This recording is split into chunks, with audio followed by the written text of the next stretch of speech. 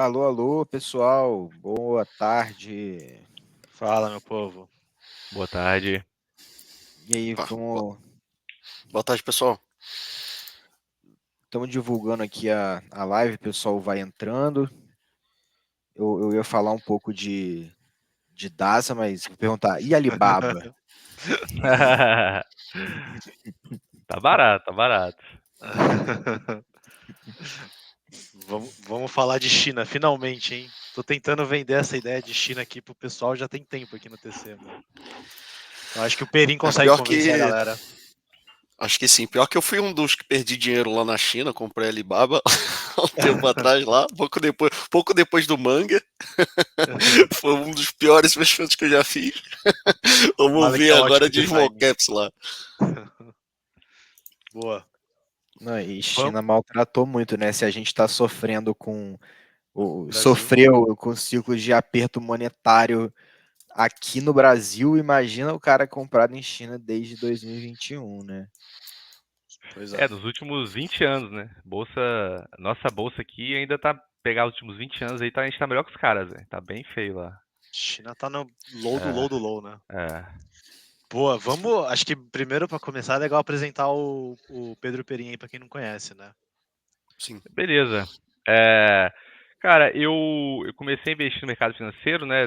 Tem mais ou menos uns 10 anos. Saindo da faculdade, né? Eu achei um tema interessante, comecei a estudar e tal, comecei a investir. É, fiz isso como part-time job aí até ano passado. Então, trabalhava em paralelo aí, cheguei a trabalhar com finanças corporativas, consultoria, M&A, fazia muito valuation, né? A gente fazia assessoria de compra e venda de empresa e tal. É até talvez eu tenha uma sinergia aí com o investimento, né? Então comecei a investir nessa época, 2014, somente focado em Brasil, né? Então, no final de 2014 ali, quando comecei a investir, foi um foco em Brasil ali, somente Brasil até final de 19, que foi quando eu ouvi num podcast, esse podcast de finanças que a gente tem no Brasil, alguém falando sobre alguma tese.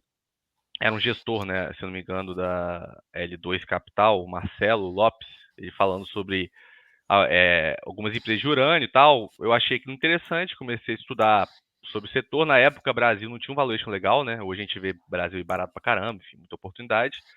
Final de 19 não estava muito legal, foi quando eu comecei a olhar para o exterior e tal, né? Enfim, e de 19, 20 para cá foi realmente quando eu fui aprofundando e entendendo mais como é que é investir fora do Brasil, né? E chegamos até hoje aí, enfim, que a gente vai falar um pouco de algumas teses aí, principalmente de China, né? E a partir do ano passado eu basicamente só invisto, né? Então minha única atividade profissional. Boa, legal. Fala. Acho que isso já diz muito, né? Se o cara parou de trabalhar para investir, Esse, algum sucesso ele teve investindo, né? É, E acho que seria legal, Pedro, você também, como você olha o mundo todo, né? Você mesmo falou que depois de 2020, eu acho que você tem investido mais fora do que dentro do Brasil. Como é que você faz para achar essas teses, né? A gente vai ver aí empresas com múltiplos absurdos. Queria entender como é que você acha isso, tanto nos Estados Unidos quanto fora, assim, na China, enfim, não sei se tem tá, alguma coisa de outro continente também. Como é que você acha isso? tem.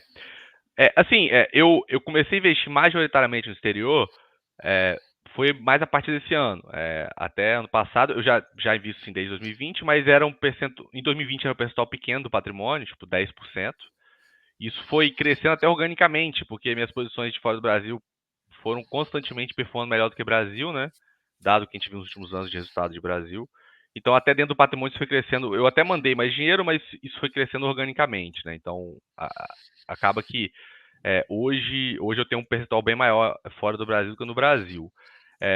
Tem até gente que fala comigo assim, pô, eu sei que você tá meio pessimista de Brasil e tal. Pô, pelo contrário, eu acho que o Brasil é muito barato hoje, muito, muito barato mesmo. O que acontece quando você vai olhar a nível mundo, igual você falou, a gente tem no Brasil 200, 300 empresas líquidas, né, para investir. Então, por mais que o Brasil esteja muito barato, e está mesmo, se a gente pegar hoje uma empresa aleatoriamente no Brasil, provavelmente vai ser muito mais barato do que uma empresa aleatoriamente em algum lugar do mundo. Só que fora do Brasil a gente tem 20, 30 mil empresas. Então, a possibilidade de você achar coisas muito baratas é muito maior do que aqui pela quantidade de empresas, né? Então, é exatamente por isso que hoje eu encontro muito mais coisa barato fora do Brasil, né? E acabo investindo mais fora do Brasil. Então, assim, você perguntou como que eu acho esses cases, né? Cara, inicialmente, quando eu comecei a investir, eu investia só em mineradores de urânio e tal. Eu acompanhava mais Twitter ali, eu segui algumas pessoas que falavam de empresa de urânio no Twitter e tal. E eu fui encontrando alguns caminhos ao longo do tempo que eu fui encontrando bem mais meios de achar esses cases, né? Cara, o Substack hoje é um lugar bem legal que eu uso para achar case, tá? Então você, para quem não conhece, o Substack é quase que um blog ali, né? Algumas pessoas postam artigos ali semanalmente, algumas diariamente, etc. Você segue quem você acha bom. Então, assim, cara, tem, sei lá, 10 mil pessoas produzindo conteúdo ali. É muita gente. Você vai filtrar quem tem uma lógica de olhar de bolsa parecido com você. Algumas pessoas são pagas, né? Cobram, algumas não cobram e tal. Ali é uma fonte bem legal de case. Então, assim, hoje eu sigo lá vamos dizer, umas 90 pessoas. Se cada uma fala de um case por semana, vamos dizer assim, eu tenho, por semana, 90 cases. Por dia útil dá 15 cases. Já tem uma quantidade boa. Tem o Seeking Alpha, que é um lugar que eu não uso tanto para achar case, mas mais para ler artigos sobre algo que eu estou olhando. Então, se cara, eu li um case em algum lugar, alguém mencionou no Substack, vai escrever um artigo e tal, eu vou no Seeking Alpha, boto qual o ticker e vejo os artigos que já foram escritos por aquele ticker. O Seeking Alpha também você tem que assinar para poder ler os artigos. Também aí você vai ter uma noção melhor ali de como achar. Eu acho que o O processo. Seeking Alpha, ele tem só coisas que são, eu acho, né, que tem só listadas nos Estados Unidos, né? Ele não tem de outras bolsas. Sim. Estados Unidos e Canadá. É isso aí. E Canadá, Então acaba que assim, quando você vai investir fora. Mas tem muita coisa que às vezes é listada em outro país, que é de outro país, uma empresa de outro país, que é listada nos Estados Unidos, né? Isso. Então, Isso Tem acontece ADR, também. né? Tem ADR. Isso acontece. Exatamente. Às vezes você tem uma empresa que nem tem tanta liquidez, mas tem uma ADR nos Estados Unidos, a liquidez é muito baixa, mas pelo fato de ter uma ADR, ela vai ter no Seeking Alpha, consegue ler os artigos sobre ela e comprar, por exemplo, num país que tem mais liquidez, exemplo, né? Então, é uma coisa que você pode fazer ali. Acaba que screening, eu uso screening, mas eu não uso muito, porque, cara, quando você vai olhar mundo, assim, acompanhar Brasil para mim é muito tranquilo, porque são 200 empresas, depois você leva um tempo para conhecer as 200 empresas, né, o que elas fazem e tal. Mas depois você conhece, não tem muito, assim, você vai ter coisas novas acontecendo em cada empresa, mas o acompanhamento é muito mais leve do que você conhecer. Quando você vai para fora do Brasil, você fala assim, cara, eu tenho que conhecer 20 mil empresas, 30 mil empresas. Então, assim, cara, é um volume muito grande de coisa. Então, por conta disso, eu prefiro não ir, vamos dizer assim, procurar as ações de uma forma. Eu vou entender o que está acontecendo aqui. Eu prefiro, cara, pegar um case que alguém já está escrevendo um artigo, porque eu consigo olhar muito mais coisas dessa forma. Então, você amplia muito o leque, né? De você encontrar coisas e já ter a parte do artigo ali que o cara está escrevendo, você já entender melhor o case do que você ir propriamente fazer screen e tentar entender, porque você vai gastar muito mais tempo.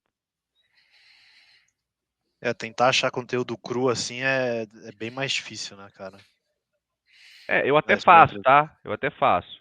As minhas ações de Hong Kong, por exemplo, cara, quando você vai investir fora do Brasil, geralmente Estados Unidos e Canadá tem um volume de conteúdo muito bom.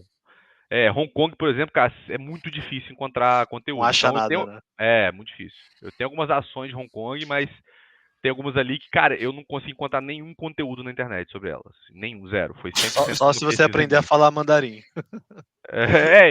Eu não pesquisei mandarim, mas, cara, não consegui encontrar nada. Então foi 100% a minha pesquisa mesmo. Mas aí é mais exceção, são coisas. Eu geralmente olho para essas coisas quando eu acho que realmente tem uma assimetria muito grande, né? Então, eu acho que Só para então, só reforçar a ideia aqui, você então não busca macro temas e aí você pensa o que pode se beneficiar desse macro tema e aí vai olhar o setor e enfim, e aí roda uma espécie de um screening para esse setor a partir de um macro tema. É o inverso, você olha uma micro ideia, um nome específico, e aí a partir desse nome você estuda, e depois você vai para pares, e aí começa a navegar ali por aquele mais ambiente. Um bottom-up do que um top-down, né? Assim, é um pouco dos dois, porque, tipo assim, quando você começa a olhar muito case, eu comecei a olhar muito case exterior desde o metade do ano passado, assim, que eu comecei realmente a aprofundar muito. você começa a ver um padrão. Então, assim, cara, tudo que eu olhava de China, tudo que alguém postava um artigo de China, era muito barato. Eu falei, cara, tem um padrão aqui, tem alguma coisa errada, tem coisa muito barata de China. Então, eu vou te dar um direcionamento, pra você entender, cara, China é muito barato. Estados Unidos, você pegar um artigo na média, falando com a empresa, na média é caro. Então, assim, eu já tenho um olhar quando, cara, falando de algum case de China e falando de Estados Unidos, eu já tenho um olhar mais assim, cara, esse China pode ser que tenha coisa melhor. Exatamente por o macro tema China tá muito mais barato, entendeu? Então, Perfeito. mas acaba que você vai pescando isso porque você vai vendo muitos cases em setores específicos ou macro temas, tipo China ou algum setor específico que está muito barato e você sabe que ali você talvez pode achar coisa boa também, entendeu? Então é um pouco Perfeito. dos dois que você falou, entendeu? Um pouco de macro, mas um pouco de bottom-up também. Boa, legal. Bom, então explica um pouquinho pra gente o que você vai trazer hoje e se quiser também já soltar a apresentação, a gente já começa. Não sei Tá. se o Malik ia falar mais alguma coisa. O Malik tá aqui doido para extrair a tua filosofia de investimentos aqui. Não, eu acho, pô, o Perin é espetacular. Eu acho que isso que ele faz de pescar de forma global, eu acho o máximo, né? Por isso que eu fico aqui enchendo o saco dele. Inclusive, ganhei ele na insistência, né? Tive que convidar mais de uma vez aqui. Mas acho que já dá para apresentar, né? Assim, só para o pessoal saber. Tá. O Perin vai fazer uma apresentação aqui de 30, 40 minutos, o tempo que ele precisar. A gente não vai perturbar, a gente não vai falar nada, fica todo mundo mutado aqui. Quando ele terminar, a gente vai para o Q&A e também vai ler as perguntas que tiverem no chat, tá? Então agora é contigo, Perim. Beleza. Então, assim, só para explicar os cases que eu escolhi, né? São 4 cases, vocês postaram ontem, né? Que são 2 setores diferentes, 2 cases de cada setor. Então, um setor é energia solar, a gente tem a Jinko Solar, que é a JKS, e tem a Daco Energy, que é a DQ. Uma é produtora de painel solar, módulo solar, e a outra faz o polissilício, que é o insumo principal que é utilizado para a produção de painel solar. É um mineral, né? É extraído do chão. E o outro setor, o setor de crédito, que a gente tem 2 empresas, que é a Lufax, a Lu, e a iRain Digital, que é a YRD, o ticker dela, né? Eu escolhi essas 4 empresas porque elas são abertas nos Estados Unidos, então eu acho que para a galera conseguir ter acesso é mais fácil. Tem mais corretoras que dão acesso a empresas dos Estados Unidos do que empresas de Hong Kong, por exemplo. Eu tenho alguns cases de Hong Kong, mas você ter acesso à bolsa de Hong Kong é um pouco mais complexo, então por isso eu preferi escolher cases dos Estados Unidos, enfim, estão muito baratos, eu acho que fazia sentido apresentar também. Então eu vou compartilhar a tela aqui.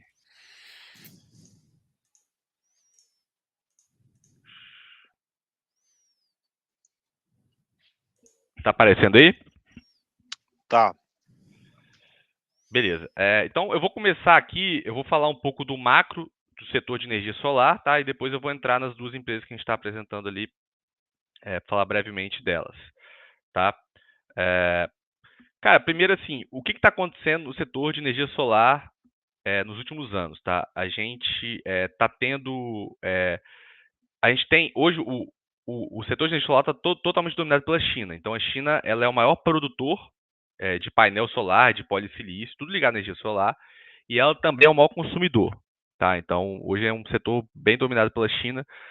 E nos últimos anos a China, dentro da China teve expansão de diversas indústrias, né? Então indústria, por exemplo, de carro elétrico, algumas outras indústrias, a gente está enxergando uma sobrecapacidade, né? Está acontecendo em vários setores. E energia solar está acontecendo a mesma coisa. Você teve nos últimos anos e está tendo nesse ano agora, principalmente, um aumento muito grande na oferta de módulo, célula, wafer, né, que é tudo aquilo necessário para você produzir energia solar, e de polissilício. E versus uma demanda que apesar de estar crescendo, então quando a gente vê a demanda, né, que é a linha amarela, é uma demanda que está crescendo nos últimos anos, mas a gente vê uma oferta que está crescendo muito mais do que essa demanda. Então a gente vê ali em 24, por exemplo, um descasamento bem grande de oferta para demanda, tá? Tanto em polissilício, tanto em módulo solar, tanto em tudo ali no setor. O que está acontecendo na prática, então? O preço tanto dos painéis solares, tanto do polissilício está caindo muito, tá? Então, a gente tem aqui o gráfico, por exemplo, do polissilício. Aí é interessante olhar a linha vermelha, tá? Que é o preço do polissilício na China. Como que esse preço tem se comportado nos últimos anos, né? Então, a gente vê em 17, ele começa lá perto dos 15, tá? Ele cai ali em dado momento para cerca de 7,5, tá? 7. Ele tem um spike gigantesco, que teve um bull market muito grande no setor, tá? Ali para meados de 21, 22. E depois você tem uma queda gigante, que é o que a gente está vendo agora, com preço pós-silício, inclusive, mais baixo do que o low que a gente teve antes da pandemia, tá?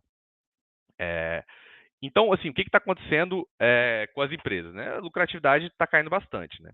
Quando a gente olha o preço de módulos também, ali de polissilício, também a gente vê uma queda gigantesca no preço, né? Esse gráfico, por exemplo, mostra de um ano para cá, né? Então, na linha roxa, a gente vê um preço ali na faixa de 0,29 caindo para um preço de 0,13. Então, uma queda de quase 50% no preço ali de um painel solar. Então, o que a gente está enxergando ali é uma compressão de margem muito grande, tá, dentro do setor. Obviamente, por exemplo, quem produz módulo compra polissilício para produzir. Então, o fato de você ter uma queda também muito grande no polissilício faz com que você tenha um custo menor. Então, a sua perda de margem, apesar de ser grande, não é tão brutal, porque você reduz preço de venda, mas também custo, tá? Então, assim, o macro cenário setorial é esse, um momento no setor que está muito difícil, tanto para quem produz painel solar, quanto para quem produz polissilício, que é o caso das duas empresas que a gente vai falar, tá? Então, vamos começar a falar da Aqua Energy, que é a produtora de polissilício. Basicamente, o contexto da empresa é o seguinte: eles cresceram muito a produção de 2019 para cá. Então, quando a gente olha, por exemplo, 2020, eles tiveram uma receita, então total revenue aqui, né, receita, de 675 mil em 2020, enquanto em 2023 foi de 2 bilhões 300. Aqui está em dólar, tá? A JKS que eu vou apresentar vai estar em moeda chinesa, mas está em dólar. Então você teve um crescimento muito grande de receita, tá? E desse crescimento de receita advém de um crescimento muito grande de volume. Assim como o Adaco cresceu muito volume, diversas empresas abriram, né, começaram a explorar a polissilício e outras também expandiram o volume. Então você teve um crescimento muito grande de volume de polissilício, de produção, o que ocasionou essas quedas de preço que a gente está vendo aqui. Então, o resultado líquido, por exemplo, a gente vê em 22, né, que quando o polissilício estava no high, a empresa deu 1 bilhão e 800 dólares de lucro em 2022. Para ter noção, hoje ela vale 1 bilhão e 300, né, então ela vale menos que o lucro que ela deu em 22. E esse lucro caiu nos últimos 12 meses, né, que é a coluna da esquerda, são os últimos 12 meses, para 160 milhões. Se pegar o preço que a gente está agora, do polissilício, a empresa está basicamente no 0 a 0, tá? Ela não está dando nenhum lucro. Está no 0 a 0. Tá? Aí, assim, eu vou voltar depois em questão de lucro da DQ, enfim, potencial, mas é importante mencionar uma coisa que é o seguinte, né? A Daqo Energy, ela tem empresa mãe, que é a holding, que ela é aberta na Bolsa da China, tá? Então, a Xinjiang de Daqo é aberta na Bolsa da China, então você consegue lá consultar o ticker dela e ela é aberta, você pode negociar as ações dela, né? Ela tem um market cap hoje em moeda chinesa de 53 bilhões, tá? E se a gente converte isso para dólar, a gente vai ter 7 bi 300 de market cap. E a Daqo, ela tem 72% de participação nessa empresa. Tá? Então, o valor da participação da Daqo na Xinjiang de Daqo, que é a holding, é de cerca de 5 bilhões e 300, né, que é 72% de 7.300. Só que hoje o market cap da Daqo é de 1 bilhão e 300. Então, ela tem um desconto de 75%, vamos dizer assim. É como se a Simpar ali tem ações da Movida, da Vamos, etc. E a soma das partes, né, a soma de Vamos, de Movida, etc., fosse 4 vezes maior do que o valor de Simpar. Então, é basicamente isso que você tem na Daqo hoje, tá? A Daqo, nos últimos anos, ela tem feito muita recompra, tá? Porque inclusive, ela tem mais caixa do que market cap. Isso vai estar no próximo slide. Então, ela tem feito muitas recompras, tá? Eles pararam com recompra no último trimestre, porque o momento está muito difícil no setor, então eles falaram assim, cara, a gente vai se resguardar, vai ficar com esse caixa aqui, não vai fazer recompra mais.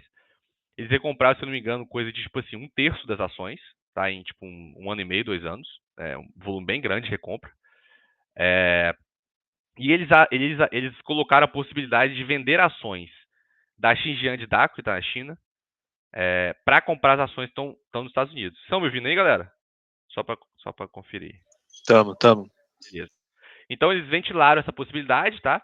Então, se as ações negociadas nos Estados Unidos negociam com 1/4 do valor da negociada na China, cada ação que ele vender na China ele compra 4 nos Estados Unidos. Então, o valor para o acionista é gigantesco, né? Você consegue crescer o ganho, o earnings per share ali, o ganho por ação, de uma forma bem grande, né? Então, essa possibilidade aí, eles aventaram de fazer isso, só que eles só eram permitidos fazer isso a partir de julho por uma questão de lock-up, tá? Então, a partir de julho, que é o mês que vem, eles podem fazer isso se eles quiserem. Não quer dizer que eles vão fazer, mas eles colocaram essa possibilidade, tá? Cara, basicamente sim, a gente tem que chegar à empresa com alguns cenários, né? O cenário de hoje é o seguinte, o polisilício está no low do low do low, como estava no gráfico lá apresentado, e nesse cenário o resultado da empresa é zero, então o lucro líquido dela é zero. Se esse cenário se perpetua, a empresa não tem valor econômico, vamos dizer assim, né? Só que acontece que ela é uma empresa, ela é uma produtora de Tier 1, então assim, ela é uma produtora de custo muito baixo. Se ela está tá no 0 a 0 agora, sendo uma produtora de baixo custo, as outras empresas, a grande maioria, está perdendo dinheiro. Então, como em qualquer commodity, quando você tem os produtores marginais ali perdendo dinheiro, uma hora essa galera começa a morrer, começa a quebrar. E você vai ter uma redução na oferta e um reequilíbrio de preço. Quando que isso vai acontecer? Muito difícil dizer. Eles próprios falaram disso na última teleconferência, tá? Que esperam que comece a ter fechamento de minas de Tier 3 ali, de custo um pouco mais alto, que isso deve melhorar um pouco ali o preço em breve, tá, do polisilício. Mas é uma questão que é difícil de saber. A gente sabe que a China, eles priorizam muito a questão nos últimos anos, tem priorizado muito a questão de produção de energia renovável. Então, pode ser que, de alguma forma, o governo dê crédito para as empresas do setor, para elas sobreviverem, não quebrarem, etc. Pode ser. É muito difícil dizer. Mas, assim, quando a gente olha um cenário de uma produtora de commodity, geralmente você tem uma reversão à média. Quando você está no preço muito ruim, está todo mundo tomando prejuízo, ou a grande maioria tomando prejuízo, você vai ter fechamento de capacidade, ou não adição de novas capacidades, né? E em algum momento o preço reequilibra. Tem um lado bom aqui nessa commodity, que diferente de um petróleo, por exemplo, que você, por exemplo, petróleo tem uma demanda mundial ali de 100 milhões de barris dia. É uma demanda que é meio estática, ela não muda muito. Porque a energia solar está crescendo muito no mundo, então assim, você tem a tendência de ter um crescimento de demanda por polisilício de painel solar continuamente. Então, você não precisa ter uma redução de oferta tão grande. Se a oferta reduz um pouco, a demanda sobe, você pode ter um reequilíbrio em prazo médio, ali, vamos dizer, tá? Então, o que eu faço aqui basicamente é o seguinte, eu não tô dizendo qual é o cenário que vai acontecer, eu estou dando alguns cenários. Quando a gente olha, por exemplo, o preço histórico do polisilício, a gente vê que pré-pandemia ali, na média, ele estava uns 10 o preço, uns 12 em moeda chinesa, né? Por libra, eu acho, tá? Que é por quilo, né? Dólar por quilo. Tava uns 12 ali, mais ou menos. E bateu no low pouco mais de 7, né? E hoje está próximo de 6. E bateu mais de 30 ali há 2 anos atrás. Né? Cara, hoje é a 6, que é o preço do polisilício. Ninguém está ganhando dinheiro. E eu acho que é normal esse preço voltar talvez para 10, ou um pouco para cima, um pouco para baixo. Então, basicamente, o que eu fiz aqui é desenhar cenários de qual resultado que a empresa vai ter, quanto de lucro a empresa vai ter, olhando esse cenário de polisilício. Né? Então, a gente coloca o volume aqui que ela vai produzir. Então, é a capacidade que ela vai ter a partir do final de 2024, ela vai ter uma capacidade de 330 mil toneladas por ano. Tá? A gente coloca o preço do polisilício. Ela tem um custo de mais ou menos 6, tá? Um custo total ali, somando SG&A e custo de extração, de mais ou menos $6 por quilo. E a gente vai enxergar quanto que ela vai ter de resultado para cada cenário de preço. Tá? Eu acho que o cenário mais próximo de possível, tá? E seria uma empresa para entregar ali um lucro acima de 700 milhões de dólares. Tá? Sendo que hoje ela tem um market cap de 1.300. Então, na penúltima linha, que é o atual, é o market cap atual, né?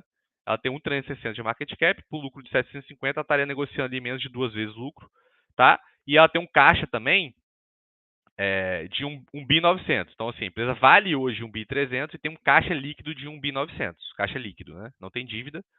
Então, hoje ela já vale 2/3 do caixa líquido dela. Então, no cenário hipotético de, sei lá, o negócio não dá resultado nenhum, ela já tem um caixa que é maior do que o market cap dela, que já é algo bem absurdo, né? Então a gente chegaria ali upsides bem grandes, né, olhando os cenários de crescimento de polissilício, tá?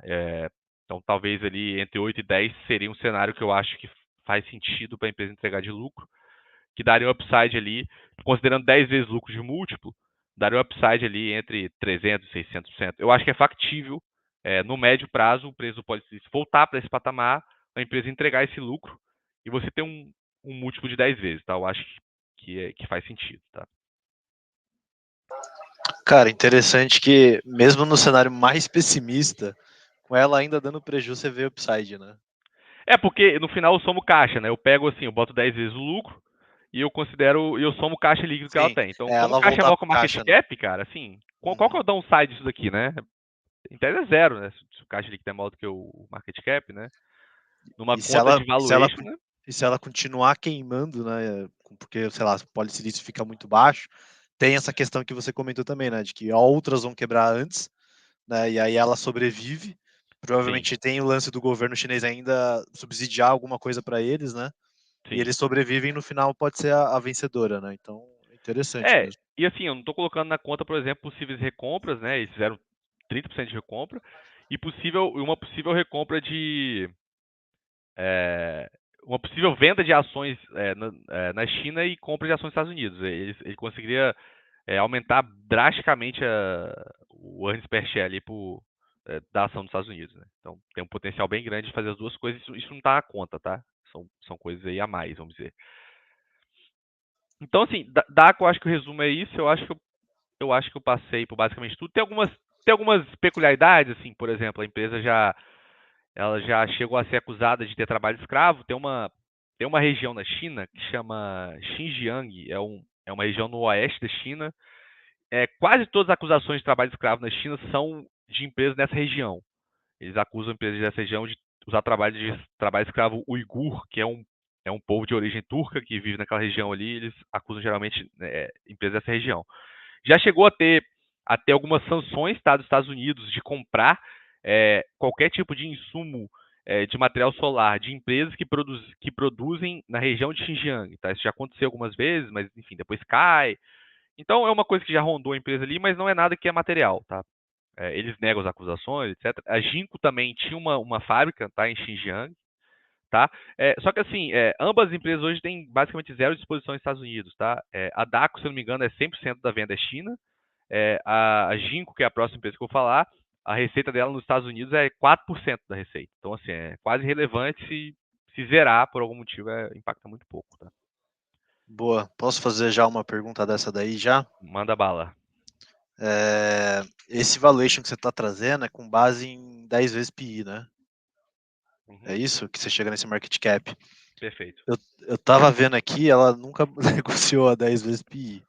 Ela sempre negociou a 4 e tal, óbvio, né, que isso tem muito a ver com o pessimismo do mercado em relação à China. Então, o meu ponto só é, esse 10 vezes, você acha que o mercado precisa meio que mudar esse sentimento em relação à China para reprecificar esse 10 vezes PI? E se isso não acontecer, você ainda acha que teria upside? Então, eu não sei qual período que você pegou aí para olhar o price earnings, porque assim, antes a produção dos caras cresceu muito, né, nos Eu tô últimos vendo 6 que anos. 19 e 20 ela tava com o PI estourado, provavelmente foi aquele período lá que subiu pra cacete, né? Ela tava Estourado que é 25 vezes, alto, PI alto. 25 vezes, 32 vezes. Porque que empresa de commodities, cara, você olhar PI às vezes é meio ruim, porque, por exemplo, Exato. em Exatamente. 22, o Polysis estava mais de 30 dólares. Então, assim, o lucro dela estava completamente artificial. Era um lucro que ela nunca entregaria Uhum. no futuro. Então, assim, é normal ela negociar com PI muito, muito baixo. Em 22 estava 1,5 de PI, né? Então, assim, é como se fosse os Minas no raio do raio de No resultado. high. Vai estar 2 vezes lucro, 3 vezes lucro. Geralmente Uhum. vai estar isso mesmo, né? Então, eu acho que preço de commodity é difícil você botar parâmetro, porque muitas vezes ela vai estar com lucro esticado ou um lucro deprimido. Então, isso vai oscilar um pouco. Nesse caso, eu estou olhando meio que um cenário normalizado, tá? Pode ser que negocie menos vezes lucro, tá? Pode ser que seja Uhum. 6 vezes e tal. Ainda assim, teria um upside muito alto, tá? Teria bastante margem, bastante gordura aí. Sim. Mas assim, pode ser, tá? Se é possível. Legal. Só aproveitando as perguntas, né? Vou mandar uma aqui também. O Perim, o que acontece se o preço fica baixo durante 2 anos? Qual que é o tamanho da queima de caixa? Assim, nos cenários mais pessimistas ali, tá, eu acho que só no cenário 1 mesmo, né? A empresa daria prejuízo ali. Quanto que isso daí gera de queima de caixa para a empresa? E beleza, a empresa vale menos que o caixa, mas eventualmente o caixa pode sangrar tudo, né? E aí, enfim, o que É quase acontece com 2 impossível, eu anos de acho, queima de tá? caixa? Quase Isso eu acho que é impossível. quase impossível porque, assim, por exemplo, a gente tá olhando aí, pode ser a 6, eu coloquei o cenário de 6, né? Que é o que tá mais ou menos agora, e ela tá no 0 a 0. Então, nesse cenário, ela sobrevive para sempre no 0 a 0. Tá, um lucrozinho de menos 10 milhões, mas irrelevante, né? Versus o caixa dela. Cara, o preço pode cair para 4, por exemplo? Cara, pode cair. Nesse cenário, ela vai dar um prejuízo de 500 milhões, que o caixa dela aguenta 4 anos, vamos dizer assim, tá? É isso, assim. É um tempo bem grande, assim. Só que, cara, se o negócio for para 4, e assim, qual o melhor cenário para o investidor de DACO, eu acho, tá? Eu gostaria que fosse para 4, pode ser. Tá? Eu gostaria que fosse para 3. É o melhor cenário, eu acho possível. Porque você vai matar logo os caras de Tier 2, Tier 3. Quanto mais baixo for, mais esses caras vão sangrar e mais eles vão morrer rápido. Então, eu não acho que esse cenário é ruim, porque eu acho impossível o Politis ficar 4, por exemplo, por 2 anos, 3 anos. Porque, cara, ela é produtora Tier 1. Então, assim, se ela vai tomar esse Ela é a prejuízo, líder de cara, mercado. ela é a maior produtora, ela tem um custo super baixo e tal. Ela, inclusive, Você tá tem reduzindo noção muito. de se tem alguma, enfim, alguma concorrente e, tipo assim, qual que é a diferença de tamanho entre elas? Então, cara, tem muita empresa nesse setor que é fechada, então você não tem informação, tá? Você tem uma ou duas empresas na China abertas. Eu não sei te dar essa informação agora, tá? De Tá, tamanho, mas assim, ela tá entre as maiores, tá? Ela tá entre as maiores. legal. E ela sempre se coloca como produtora de Tier 1 e tal, e ela realmente, últimos trimestres, ela abriu uma mina na Mongólia, por exemplo, e o custo tá caindo, assim, ela tá entregando um resultado. Já chegaram até a acusar de fraude, tá? Ela, assim, realmente ela tem um custo muito baixo. Parecer mentira, entendeu? Ela é muito eficiente. Então, eu acho que assim, eu acho muito difícil esse cenário de preço de 4, porque, cara, vai morrer todo mundo muito rápido. Para botar um paralelo, é basicamente como se o minério de ferro despencasse, né? Todo mundo ia morrer antes da Vale. É isso, né? Mas a E os pergunta é caras têm um assim, caixa colossal, né? eu acho que uma das perguntas é assim, de onde vem essa vantagem competitiva de custo? Assim, Do é do trabalho trabalho escravo. escravo, de repente? É essa que eu ia fazer a pergunta. Porque se Cara, for não sei te isso, não é uma responder, coisa cara. sustentável. Cara, Tem eu não. alguma Assim, justificativa, assim, para eles terem essa. Eles falam alguma coisa de qual que é a vantagem competitiva? Porque, por exemplo, você pega, não sei, a eles falam muito Vale, o do que que processo ela. produtivo deles, né? Eles É falam. porque, por exemplo, se você perguntar para a Vale, eles vão falar, não, é o minério do Carajá, que não sei o que tem mais, né? É mais concentração de minério bom. Qual que é a justificativa dessa empresa? Cara, eles falam que o processo produtivo deles é mais eficiente, assim. Assim, eu não consigo te responder isso com propriedade, assim, cara, porque, é, inclusive, assim, já foram acusados de fraude por isso, tá? Já foram acusados de fraude porque falam assim, cara, os caras são muito eficientes mesmo, assim, é custo muito baixo. Só que, cara, os caras, eu acho que se fosse fraude, por exemplo, eles não teriam tido dinheiro para recomprar um terço das ações, né? De onde veio esse dinheiro, né? Isso Assim, é uma pergunta que eu tinha anotado aqui. De onde veio esse caixa, cara? É do IPO? Fizeram um follow-on em algum momento? não Foi foi do lucro geração de de caixa? 22, cara. Eles lucraram em 22, 2 bi, né? Então, só 22 lucrou 2 bi. É aquela história, né? A estrutura de custos, pelo que eu tinha entendido, Aqui, ó. ela não se mexe muito no período, 1.800. e aí quando você teve aquele boom da commodity, ela só gerou esse caixa absurdo sem mexer muito na estrutura, né? Se você Então, somar aqui, ó, ela lucrou de 21 a 23. Se você somar os 3 anos, dá quase 3 3 bi bi. quase. Quase Se 3 você, bi de se lucro. você observar realmente, o cost of revenue ele é quase estável, mesmo quando a empresa É, cresce muito. Ó, de 20 para 21, a empresa triplicou a receita, mas o cost of revenue cresceu algo como 50% só, apesar de triplicar a receita. Uma alavancagem operacional muito grande, né? Não, muito mas não, é grande. porque 22 também o Pode subiu muito, tá? Então, tem esse ponto, tá? Ah, Pode subiu bastante. verdade. Mas assim, o caixa dela vem do período que o setor passou por E um período durante de esse lucros período muito bom, alto. eles pagaram dividendo, fizeram recompra de Fizeram ação também? recompra. Eles Muita só, eles só recompra. compraram quando a ação estava despencando ou eles compraram naquele bom momento também? Cara, eu acho que eles começaram a comprar, tipo, a 40 a ação. Recomprar. E ela tá, tipo, 20 hoje. Caraca, meu. E Só ela assim pra bateu, e gente. ela bateu 120, né? Ela bateu Ela 120. bateu 120 no raio. Isso. Aí quando tava 40, eles começaram a recomprar. De 40 até 20, eles recompraram um terço das ações. Alguma coisa assim. fazer mais uma aqui e a gente vai para as próximas, senão a gente não É, vai. E senão depois até 8 guarda o horas. resto das perguntas para o final. Mas E uma só, e só. só, só importante antes, ô Malek, assim, a gente tá falando de China, então vocês vão ver que muitas das perguntas que a gente faz não tem resposta mesmo, tá? Eu também visto lá pra cacete, tipo assim, cara, é quase impossível de achar informação. Então, às É vezes, pô, muito difícil. a gente pergunta uma coisa pro Perim, é normal ele não saber, e aí vai um pouco da fé de, pô, pode ser fraude, sei lá, entendeu? Pode ser que tenha fraude, né? A gente não tem como Não, saber. e isso é legal também até para quem tá interessado. Eu vou fazer, aproveitar aqui o intervalo comercial. Agora o TC tem a parceria com a Webull, então dá para você comprar, até o Perin trouxe essas ações, né, que você tem um recibo americano, justamente para você poder estudar essas empresas. Então você olhou, falou assim, pô, parece muito bom, muito assimétrico. Cara, entra lá na Webull, dá uma olhadinha, entra no RI da empresa, tenta traduzir alguma coisa. Enfim, se você se interessa, né, pelas teses lá fora, acho que dá para começar a investigar. E pode ser que, enfim, você ache a resposta, né? Ou pelo menos no fim das contas, a ideia aqui do Master Pitch não é vender uma tese para ninguém. A gente quer justamente trazer teses e encher o saco perguntando sobre elas para a gente tentar, enfim, colocar pimentinhas na carteira ou ideias, né, que vão do que pode ser, do que podem se tornar, né, pimentas na carteira. Até trago aqui o lance de Guararapes, né? Quando o Herrera trouxe Guararapes, eu e o Malek, a gente ficou o tempo inteiro falando mal de Guararapes, tentando, não, talvez não é agora, é interessante, mas não, talvez não é agora, não sei o que, não sei o que. Cara, passou 2 meses, a ação dobrou. E aí, no fim das contas, eu fiquei de fora, acho que o Malek chegou até a colocar na carteira depois e foi super bem, mas assim, é isso, a ideia não é que ninguém pegue e compre, mas pegue e vá analisar e se achar bom, compre, né? Eu ia fazer uma pergunta, mas vamos devolver a palavra para o Perim. Vamos lá, Perim. Pode apresentar. Depois a gente faz Assim, cara, o que eu falo sobre fraude, o que eu geralmente tento. Qualquer empresa está sujeita a fraude, né? Assim, qualquer um em qualquer lugar do mundo, né? China tem um histórico de um pouco mais de acusação disso, né? Mas o que eu tento olhar para evitar pegar fraude é ver retorno para acionista, né? Cara, tem recompra, tem dividendo, geralmente é um sinal muito bom, assim, tá? Contra a fraude. No caso de DACO, você tem isso, tá? Você tem um volume de recompra gigantesco, retorno para acionista, porque geralmente empresa que tem fraude, o cara tá sem caixa, ele faz aumento de capital, é outro caminho, né? Ele vai pelo contrário, né? Mas, Talvez não tenha fraude, mas talvez tenha trabalho escravo. Por aí. Não dá pra saber. Não dá pra saber. Boa, vamos lá. Quer fazer alguma pergunta de DACO ou eu vou para outra agora, empresa? Pode acelerar. Por mim, pode ir pra próxima aí. Beleza. Cara, vamos falar da Ginkgo Solar agora, né? Essa eu tenho também. A Ginkgo é a maior empresa, é a maior produtora de painel solar do mundo, tá? É a líder mundial.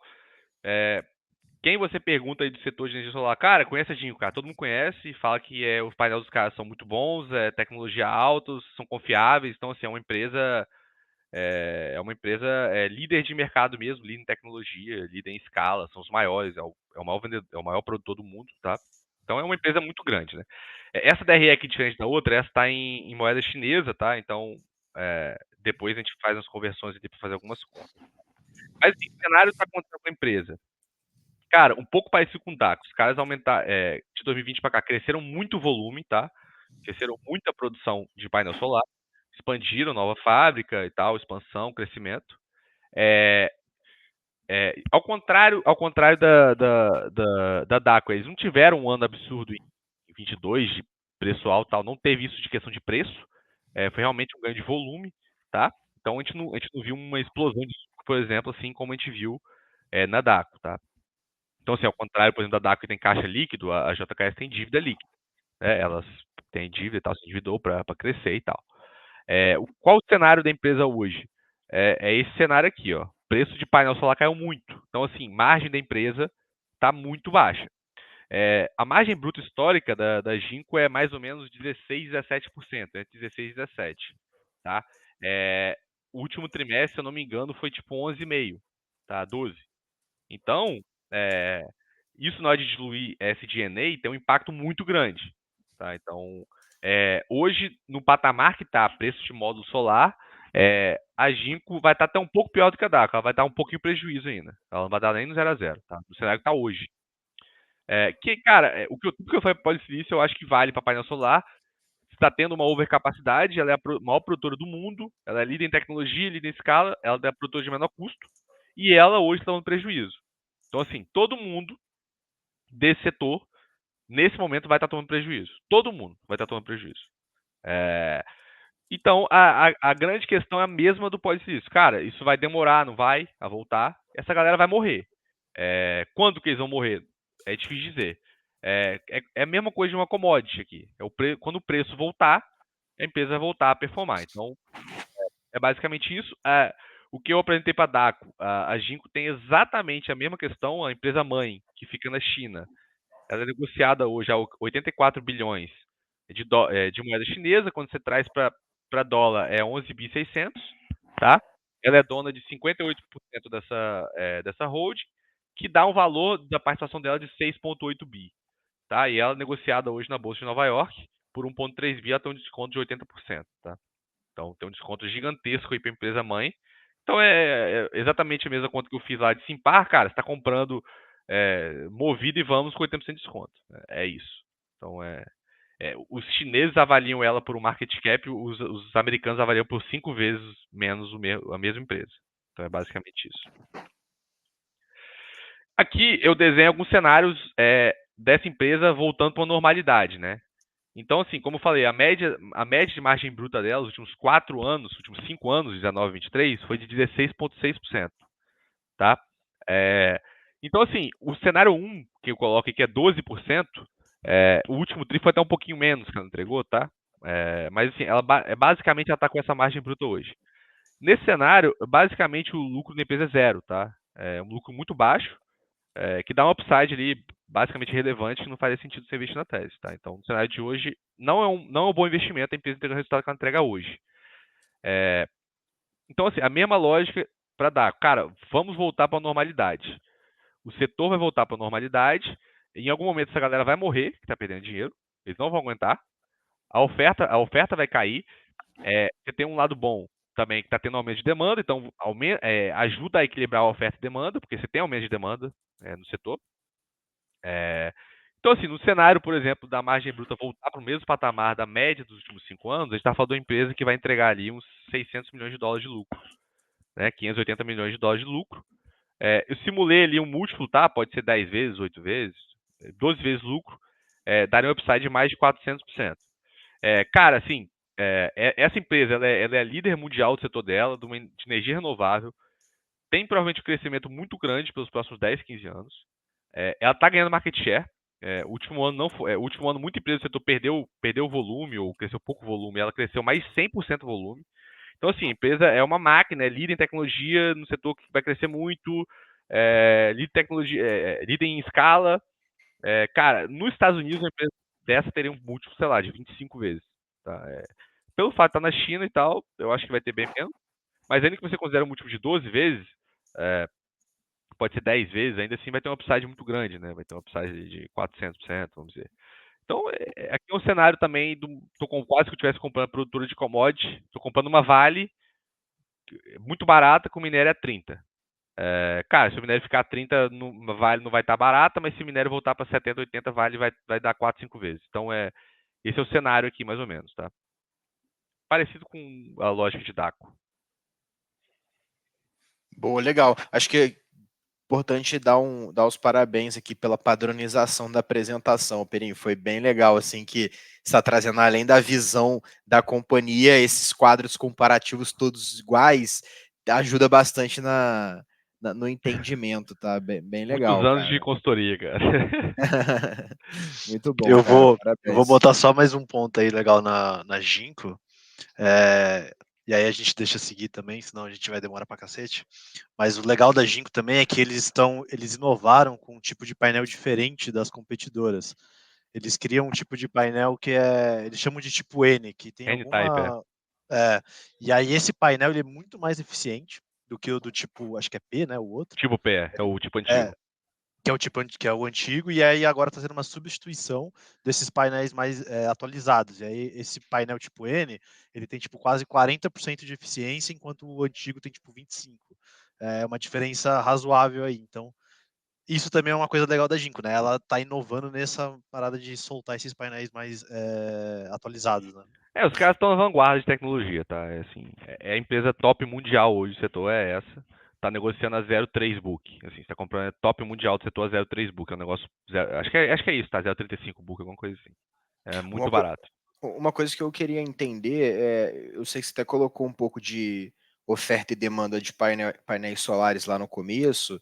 Eu não sei se eu não me atentei ou se você não comentou ainda, mas como que isso funciona em geografia, assim?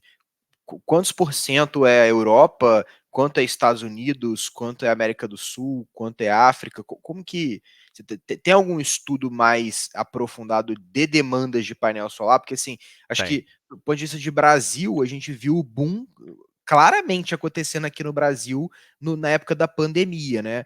E aí, só que agora, pensando na matriz energética, não sei se isso vai se perpetuar. A gente vê a Intelbras ali nos últimos 2 tris voltando, né? Em especial o último teve uma aceleração maior. Só que pensando em matriz energética, não sei se faz tanto sentido assim pensar em um reaquecimento, né? A nível pandemia. Mas a gente sabe que a Europa tem uma discussão muito relevante de energia, especial ali Portugal, Espanha. A gente sabe que os caras estão na época medieval ainda de geração de energia e então deveria ter uma demanda. Agora, Estados Unidos já não entendo. Enfim, eu queria entender um pouco mais essa questão de demanda por geografia. Então, como eu falei lá no começo, a maior demanda hoje é China, tá? A China é o maior consumidor de painel solar do mundo. Então, se eu não me engano, é tipo 45% do consumo de painel solar é China, tá? Uhum. Inclusive abriu outro dia, eu acho, inaugurou a maior fazenda solar do mundo, se eu não me engano, na China. Saiu semana passada, eu acho, alguma coisa assim. Eu já vi alguma coisa disso. Assim, eles são os maiores produtores, tá? E os maiores consumidores. Hoje a Jinko, a receita dela nos Estados Unidos é 4%, é alguma coisa assim. China é muito, tá? Sei lá, 50%, alguma coisa assim. Europa é grande também, tá? Eu acho que Europa e China é o grosso da receita Jinko, vem de Europa e China, tá? Então, de onde vem a receita. Assim, cara, a energia solar, ela tem o grande problema de ser uma energia intermitente, né? Ela só gera de dia, e você tem um problema muito grande você não consegue estocar a energia, né? Bateria é muito caro e tal. Diferente de uma hidrelétrica, você fecha a comporta, né? Você meio que escolhe a hora que você vai gerar energia, né? No meio solar não é assim. Então, esse é um problema, o que faz com que ela nunca... Se você não resolver esse problema da bateria, né? Ela nunca vai ser um percentual tão grande da matriz, porque ela tem que ser uma energia complementar, não uma energia principal. Se você resolver a questão de bateria, talvez ela pode crescer muito mais, né? E assim, o preço também de painel solar tem caído muito, o custo por megawatt ali. Então, você vai melhorando muito a TIR, né? Do investimento em painel solar. Cada vez mais é mais barato, então vai ficando mais atrativo versus outras fontes de energia. Boa, legal, perfeito. Pela minha pergunta, já dá para saber que para investimento fora, eu gosto mais do top-down do que do bottom-up. Mas assim, com certeza eu vou dar uma olhada com mais detalhe no setor. Gostei bastante, cara. Beleza. Vamos para as de crédito agora ou matamos aqui? Vamos para as próximas. Beleza. Bora. Tá, agora eu vou falar de setor de crédito, então, né? São duas empresas, tá? Eu vou aprofundar mais aqui na Lufax, que é a empresa que eu conheço melhor, tá? Tá, pra gente discutir melhor. E eu acho, assim, das 4 que a gente vai apresentar aqui, para mim é a melhor risco-retorno das 4 empresas, tá? Eu acho assim um espetáculo. Muito barato. Primeiro, assim, vamos falar um pouco da performance das empresas do setor, tá? A gente pegar ali são as 5 empresas ali, são 5 das maiores empresas, tá? A performance delas dos últimos 5 anos, então a melhor de todas está caindo 60% ali, tá? Então o setor está indo muito mal. Isso vem bem em linha com duas questões, tá? Primeiro que China, a bolsa inteira da China caiu muito, então basicamente tudo caiu, então contribui muito para essas ações terem caído, tá? E você tem um ponto que aconteceu no setor de crédito na China, muito grande fraude, tá? Então, eu peguei até um texto aí, ele está traduzido, né, do inglês, mas a gente, basicamente, você tem um número ali que você tinha 6 mil empresas operando nesse setor, e em 2019 só sobraram 240, porque o resto tudo quebrou, era fraude, então você tinha um volume de fraude gigantesco nesse setor, e isso meio que deu uma queimada no setor, tá? Explodiu um monte de fraude, um monte de esquema de pirâmide, etc. Então, o governo chinês aumentou muita regulação no setor a partir de 2019, tá? E isso também fez com que muitas ações negociadas nos Estados Unidos do setor caíssem, por um receio ali de fraude no setor, etc. Tá? Então, esse é um pouco do contexto ali, do porquê da queda das ações. Tá? Então, a primeira ação que eu vou falar aqui é a Lufax, tá? Ela fez IPO em 2021, se eu não me engano, acho que foi 2021, e ela fez IPO ali nos 50 e tantos dólares, né? Bateu quase 80 e hoje está 2 dólares. Então a ação dividiu aí por 20 vezes, até mais de 20 vezes, tá? Nessa época eu acho que era meio bolha assim, o preço, eu achava, era bem caro, tá? Não achava barato, olhando os números da época. E hoje o contrário, né? Tá no valuation bem absurdo, a gente vai falar um pouco mais sobre isso, né? Cara, um pouco de contexto da empresa. Ela fez a IPO em 21, ela tava com uma carteira de crédito bem grande. Então, assim, o que a empresa faz? É uma empresa de crédito, cara. Ela dá crédito, ela é como se fosse uma Crefisa, né? Ela dá crédito para pessoa física, para micro e pequenas empresas, etc. Muitas vezes ela fazia uma parte da garantia do crédito com terceiros, né? Terceiros faziam a garantia do crédito, então ela tinha menos exposição a risco, etc. Mas ela tinha carteira de crédito muito grande. Ela foi com muito, estava com muito apetite em 2021, tá? O que aconteceu? Ela começou a ter um pouco a mais de inadimplência em 22, e eles tomaram a decisão de reduzir bastante a carteira de crédito. Então a carteira de crédito deles em 21 era de 650 bilhões de renminbi, que é a moeda chinesa, e caiu, hoje ela está em 240. Então ela reduziu a carteira de crédito de 60%, basicamente, tá? Então hoje ela tem uma carteira de crédito muito menor, porque ela deu muito crédito ruim, tá? Só que ainda assim, se você pegar esse período, ela não tomou prejuízo nessa migração, vamos dizer, de carteira, uma carteira muito maior para uma carteira menor. Ela conseguiu fazer essa migração quase que no 0 a 0, vamos dizer assim, tá? Até lucrando um pouquinho. Isso mostra basicamente assim, até que os ativos dela, os empréstimos que ela dava eram saudáveis, né? Porque eles foram pagos, né? Ela conseguiu reduzir a carteira ainda dando crédito todo trimestre. Ela passou a dar muito menos do que ela dava, então a carteira foi reduzindo. E muitos empréstimos quitados sendo quitados. Tá? Então a ideia da empresa, que eles falaram disso nas últimas teleconferências, né? Eles estão mudando, migrando para um modelo mais de crédito ao consumidor. Eles eram muito focados em pequenas e médias empresas, estão migrando mais para o modelo de crédito ao consumidor. E para o modelo mais que eles dão a garantia. Eles faziam um modelo antes que um terceiro dava garantia, então eles perdiam muita margem no empréstimo. Tá? Tinha um prêmio ali de quem garantia e tal. Eles estão no modelo. Esse modelo é um pouco mais arriscado, vamos dizer assim, mas um tamanho de carteira muito menor. Então eles estão muito mais seletivos no crédito do que eles estavam há 2, 3 anos atrás. Tá? Então, esse é o contexto da operação da empresa. Então, por isso que a gente vê, por exemplo, uma queda de receita tão grande, né? Uma carteira de crédito muito maior, saiu de uma receita de 54 bi para 25 bi nos últimos 12 meses. Então, mostrando assim, o que aconteceu no último trimestre, né? O último trimestre dela, que foi o T24, a gente teve foi a inflexão de resultado dela. Então, o quarto T, apesar de ter dado lucro, né? Quando a gente olha 23, deu 800 milhões de lucro. O quarto T foi bem feio, ele deu 800 milhões de prejuízo. Aqui tem moeda chinesa também, tá? 800 milhões de prejuízo. Então, foi nesse processo da empresa de reduzir o tamanho da carteira, muita inadimplência, e essa carteira foi ficando a carteira mais limpa, e quando teve essa inflexão, a gente viu o resultado melhorar muito, né? Olha a última linha aqui, não, porque o que acontece? Eu não falei ainda, né? Ela pagou no passado dividendo de 2,40 por ação, tá? Então a ação está 2,17. Ela pagou mais que o market cap em dividendo na semana passada. Ela estava 4,50, ela pagou 2,40 de dividendo, a ação, ela já desconta o dividendo na abertura, né? A 2,10. Então, quando ela paga para pagar esse dividendo, ela teve que ir na holding descer com dinheiro. Nesse processo de descer com dinheiro para pagar o dividendo, eles tiveram que pagar imposto de renda. Então a gente vê essa porrada no imposto de renda aqui, que é na última linha. Só que quando a gente vê o lucro antes do imposto de renda, ele saiu de menos 1 bi para mais 400 milhões. Então, a empresa tem uma inflexão muito boa de resultado, ela passou da lucro no último TRI, então, já com a carteira muito menor, tá? Então, esses resultados ruins, pelo menos dessa magnitude, parece que ficaram para trás, tá? Aí aqui eu faço uma comparação dos múltiplos da Lu com as outras empresas do setor, tá? Então, assim, cara, tem um ponto assim que para mim pega mais o setor, que é o seguinte: hoje você tem um desconto grande para o valor tangível ali, que é na penúltima coluna, que é preços, TBV, Tangible Book Value, né? Então é patrimônio líquido tirando intangível. As empresas hoje, na média do setor, negociam a 0,54, tá? Quando você olha a empresa de crédito, o que é o ativo e o passivo de empresa de crédito? É dinheiro, basicamente. Quando você olha para uma siderúrgica, o ativo é maquinário, a grande maioria.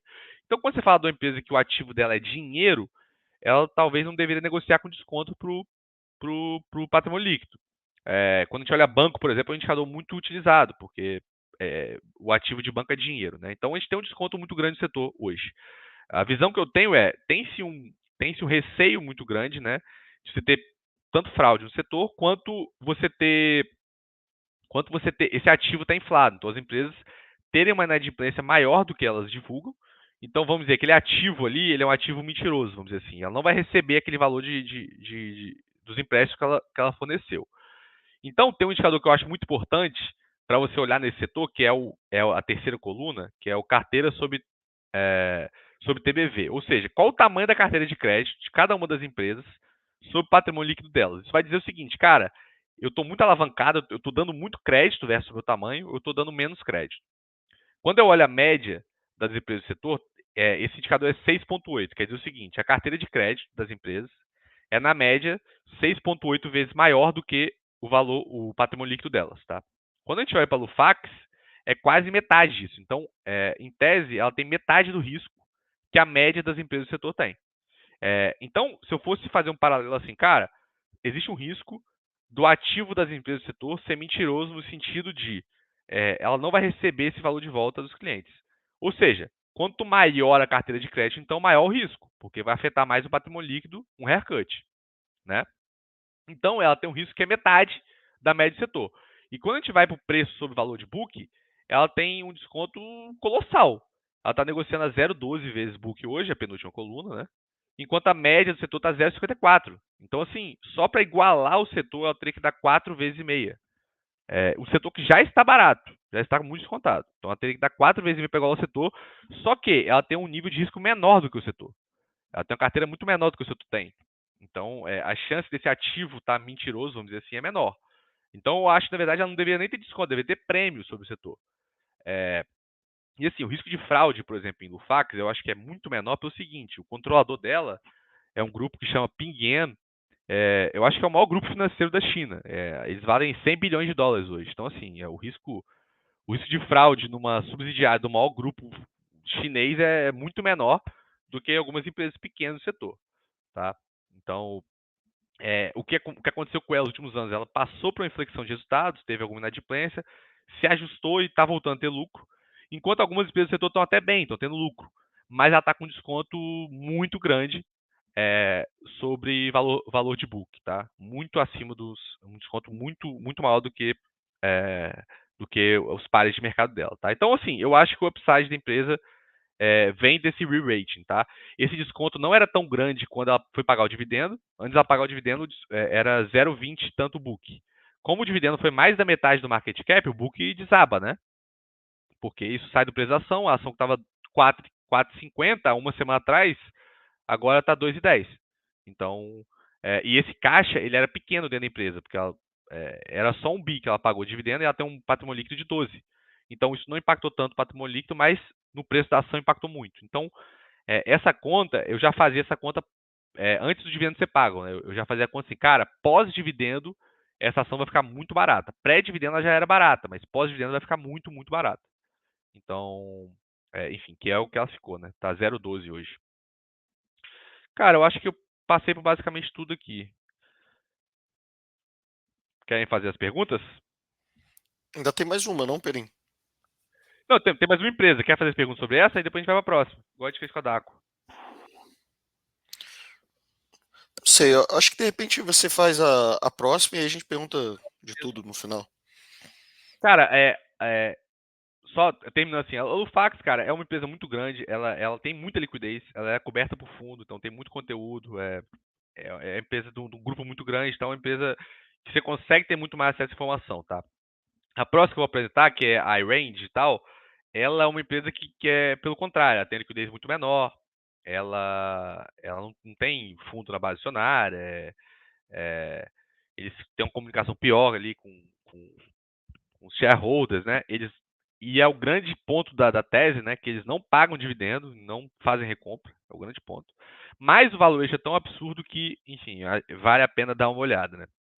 Cara, eles são basicamente uma empresa de crédito, assim como a Lufax. Eles têm uma característica que grande parte do crédito não é deles, eles são intermediadores de crédito, então terceiros fazem crédito através da plataforma deles, então é um redutor de risco isso, né, para eles não têm o risco do crédito. Eles também têm uma plataforma de e-commerce, eles trabalham com seguro, eles são uma plataforma digital, vamos dizer assim. A ação também ali do topo de 2018 caiu muito, né? Ela chegou a valer $50, a ação hoje está 5, então dividiu por 10 vezes do topo dela de 2018. Um pouco no contexto do que aconteceu com todo o setor teve basicamente uma queda desse tamanho, né? Essa empresa, ela tem melhorado muito nos últimos anos, né? Ela teve um problema grande na última linha no ano da pandemia, então a inadimplência explodiu, tá? Teve lockdown na China, etc. Então, normal ter um resultado ruim em 2020, mas a gente vê que de 21 para frente eles já recuperam o resultado, não só recuperam, como melhoram muito o resultado, né? Então, o lucro sai de 1 milhão para 2 milhões. A margem deles é absurda, né? Se você for ver, ano passado deu 2 bi de lucro para menos de 5 bi de receita. Então, uma margem de mais de 40%, margem líquida.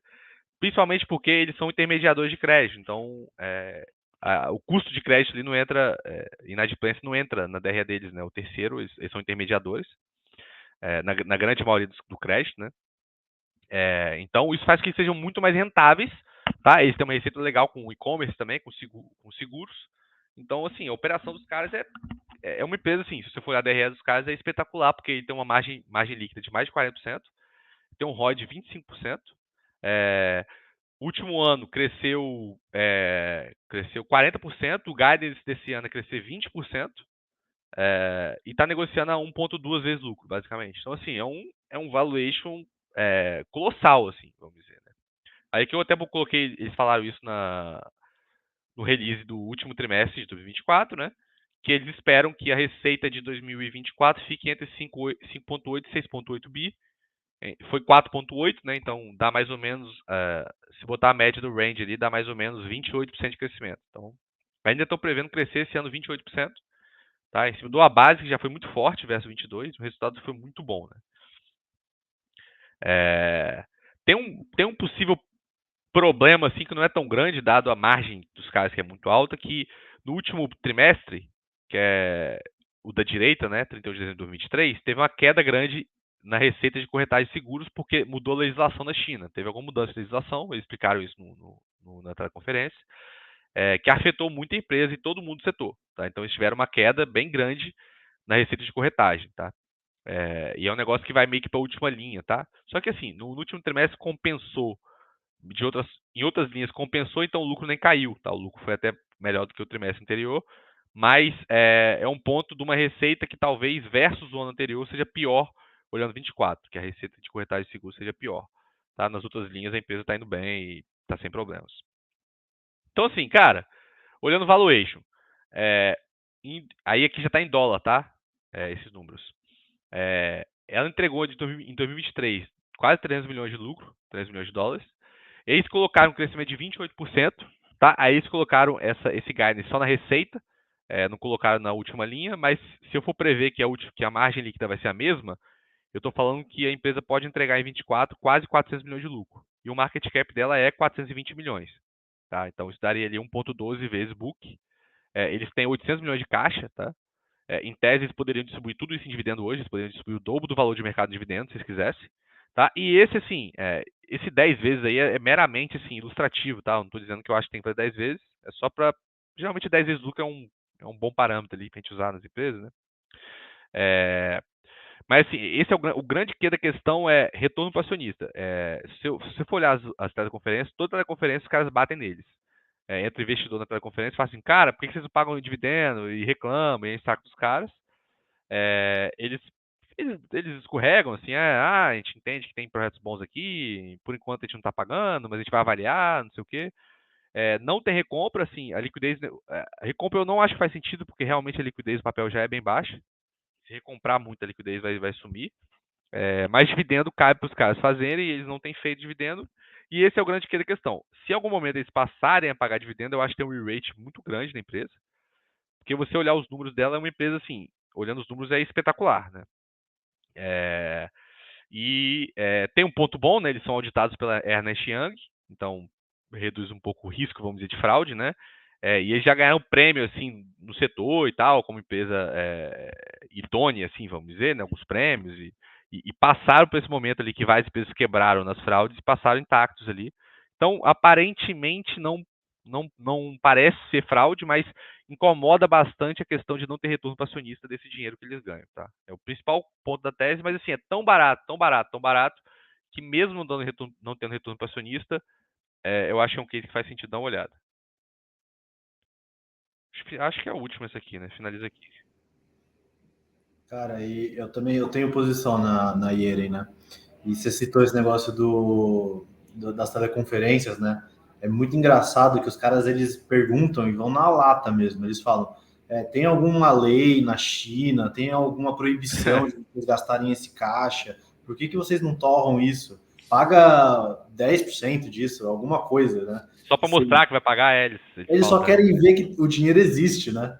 É literalmente isso. É uma desconfiança tão grande com o case de que os caras só querem ver que o dinheiro existe para, tipo assim, falar que é contra. E qual que é a resposta da administração? Eles falam isso que o Perim falou, né? Eles falam que, cara, não faz sentido a gente fazer buyback porque é pouco líquida, né? Eles até fazem, se eu não estou enganado, Perim. Eles chegaram a fazer, mas assim, foi muito pouco, cara. Eles fizeram o buyback tem 1 ou 2 anos, mas é um valor muito pequeno. Não é impactante. Porque se eles começam a fazer, puxa o papel, né? Tá, mas o dividendo? Qual que é a explicação? Eles não querem pagar dividendo porque eles estão dizendo que eles querem focar em crescimento e eu acho que eles estão vendo algum M&A aí possível, alguma aquisição que eles queiram fazer. É um pouco a justificativa que eu acho que existe. Mas o grande problema do case é esse, né? O que os caras vão fazer com esse dinheiro e... Cara, porque eu até coloco aqui, né? Todas as empresas do setor que eu coloquei aqui, todas, eu botei na última coluna, que é recompras ou dividendos, sim, todas, menos nela. Ela é a única que não tem, entendeu? Mas uma parte legal desse case, diferente da Lufax, é que tem um medo muito grande em relação a crédito na China hoje, né? E ela não tem, é o que o Perim trouxe lá no começo, né? Tipo, ela não tem tanto esse risco do crédito porque ela é meio que um intermediário, né? Então ela sofreria menos nesse risco, né? De ter algum problema de crédito grande, shadow bank na China, etc, né? Mas a grande questão de crédito na China, o grande problema de crédito na China hoje, que realmente tem um problema muito grande, é na questão bancária de real estate, né? O setor de real estate e assim, essas empresas, elas não são expostas a real estate, elas são expostas a micro e pequenas empresas e a crédito ao consumidor. Então, elas não têm esse problema, né? Se você olha os bancos chineses hoje, tem muito banco a 0,15, 0,20 book, mas você vai ver, os caras têm uma carteira de crédito gigantesca e lotar de real estate. Então você fala, cara, isso aqui mesmo que tá 0,2 book não faz o menor sentido, assim. Isso aqui é uma bomba, né? Qualquer cut aqui no ativo, você mata esse patrimônio líquido. Não é o caso dessa empresa. E foi o ponto que eu falei, a Lufax que eu falei, né? Ela reduziu 60% da carteira de crédito. E assim, tá tudo bem. Ou seja, manda o banco chinês reduzir 60% da carteira de crédito. Ele vai receber o dinheiro, acabou, ele não consegue, quebra. Pois é. E também assim, cara, pode ser fraude? Pode, mas eles são listados desde 2015, né? Na New York Stock Exchange, e só agora os caras ficam falando que é fraude, né? Nunca reclamaram de nada. Então tem esse porém também, né? Cara, assim, tudo. Se você pegar tudo que é China, cara, que é aberto, tudo caiu 90%, cara. Não é específico desses cases, cara. Tem muita empresa aberta em China que é 95%, aberta nos Estados Unidos da China, que é 95%, 98%. É meio comum ver isso, tá? Ô, Perim, tem uma pergunta aqui do Caio Cisneros, né, que ele fala assim, com relação ao receio de intervenção estatal em qualquer, basicamente, setor da China, né? Quais os riscos potenciais para o investidor e pergunta se tem alguma forma de mitigar. Cara, ele me perguntou especificamente se é crédito ou se é energia solar, não, né? Eu acho que para qualquer empresa, acho que é uma pergunta que é geral aí, né? Sim. Mas Cara, existe O alguma medo é possibilidade? por Por conta exemplo, daquela história do setor de educação. não, Que mas de imagina repente. que, por exemplo, bom, energia solar é algo estratégico. Vamos fazer aqui uma. Inventei Não aqui, pode dar até lucro. inventei uma continuidade da pergunta do Caio. Vamos formar aqui uma estatal de coisa e aí estatiza a empresa. Existe a possibilidade disso acontecer? Já aconteceu em algum setor isso na Cara, história? estatizar eu nunca vi, na China nunca vi estatizar, não. Eu vi o caso de educação que ele falou que é proibir de Uhum. lucrar. No caso, ela não tomou os bens, ela só falou assim, ó, seus bens não valem nada, né? É um pouco. É basicamente isso, né? Mas assim, de estatizar, eu acho que não. Cara, eu acho que China sempre tem esse risco, tá? Mudança de regulação que pode afetar o negócio. Eu acho que você pode mitigar isso de duas formas. Você pode ter uma diversificação grande de diversos setores. E você pode ter uma posição pequena, cara. Assim, diversificando em vários setores. Então, se você fizer isso, uma mudança. E a terceira, né, que é comprar muito barato. Então, cara, sei lá, Lufax que tá 0,12 book. Cara, às vezes muda o negócio e vai piorar muito o negócio. Mas tá tão barato, tão barato, tão barato que, assim, pode mudar qualquer coisa que continua muito barato. Entendeu? Se os caras falam assim amanhã, Lufax vai falar amanhã, cara, vamos fechar o negócio? Vamos receber tudo que tem pra receber, não vão dar mais empréstimo nenhum, vou fechar. Sobra 8 vezes, vai sobrar 8 vezes o que ela vale. Então, assim, é um nível de desconto tão absurdo que eu acho que qualquer regulação não vai ferrar esse negócio, entendeu? De tão Peninha, barato. assim, a pergunta que fica é assim, é escancarado que isso é barato. Tipo, não precisa de assim, uma grande pesquisa. Assim, você vê ali que a empresa está uma vez lucro. Qual que é o problema? Assim, por que o fundador disso não fecha o capital, não recompra as ações? O que a diretoria está fazendo? Eles não compram na física? Quer dizer, aqui a gente tem o documento lá da CVM que vê os insiders comprando. Você tem como saber se eles estão comprando, estão vendendo? Assim, Não, tem como saber, tem. Tem como saber, tem. Isso é e eles fácil. estão comprando, por que ninguém compra esses papéis assim? Tem fundo na China, eles não compram essas ações. Qual que é o negócio assim? Cara, assim, as duas que eu me lembro não teve, tá? Compra de diretoria, nem venda. Cara, assim, eu fecharia o capital, tá? Se eu fosse o controlador, eu fecharia. Por que os caras não fecham? Cara, essa pergunta ela vale pra qualquer empresa barata, né? Assim.